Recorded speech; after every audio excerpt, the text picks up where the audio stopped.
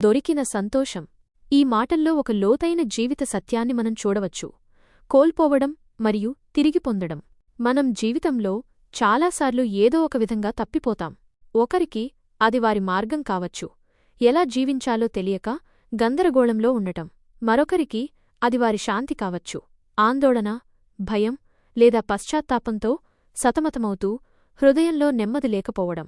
ఇంకొకరికి అది వారి జీవితపు ఉద్దేశం కావచ్చు, ఏం సాధించాలో, ఎందుకు జీవించాలో తెలియని శూన్యత. తప్పిపోయిన ప్రతి వస్తువు వెనుక లేదా తప్పిపోయిన ప్రతి వ్యక్తి వెనుక వెతికే హృదయం ఒకటి ఉంటుంది. ఆ వెతుకులాట ఒక విలువను తెలియచేస్తుంది.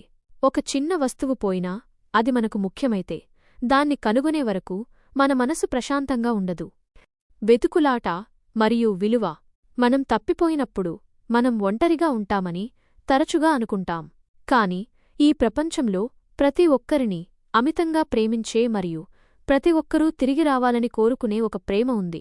ఈ ప్రేమ ఎప్పుడూ ద్వేషాన్ని లేదా నిందను చూడదు. అది కేవలం ఆ తిరిగిరాక కోసం, ఆ కనుగొనడం కోసం ఆశగా ఎదురుచూస్తుంది. ఈ దొరికినది అనే అనుభవం కేవలం పోయిన వస్తువు తిరిగి రావడమే కాదు, అది ఒక పెద్ద సంతోషం. ఇది ఒక నూతన ప్రారంభం. ఇది పాత పొరపాట్లను వదిలేసి తాజా గాలి పీల్చిన అనుభూతి. ఇది మన విలువను, మన ప్రత్యేకతను మరల తెలుసుకోవడం.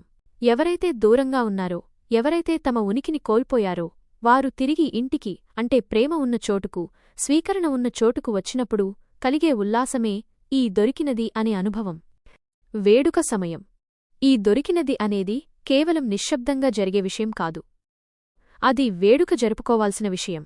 తప్పిపోయి తిరిగివచ్చిన వ్యక్తికి అది కేవలం వ్యక్తిగత సంతోషం కాదు, అది మొత్తం కుటుంబం, మొత్తం సమూహం యొక్క సంతోషం. ఎందుకంటే ఏది పోయిందో అది తిరిగి వచ్చింది. ఏది చనిపోయినట్లుగా అనిపించిందో అది మళ్లీ జీవం పొందింది. ఈ సంతోషం కేవలం తాత్కాలికమైనది కాదు, ఇది మన ఆత్మను నింపే ఒక లోతైన, శాశ్వతమైన ఆనందం. కాబట్టి మనమంతా గుర్తుంచుకోవాల్సిన సత్యమేమిటంటే, జీవితంలో మనం ఎప్పుడైనా ఏమైనా కోల్పోయి తిరిగి దొరికితే అది మన జీవితంలో అత్యంత విలువైన మరియు సంతోషకరమైన ఘట్టం. మీరు కూడా ఈ సంతోషాన్ని అనుభవించండి.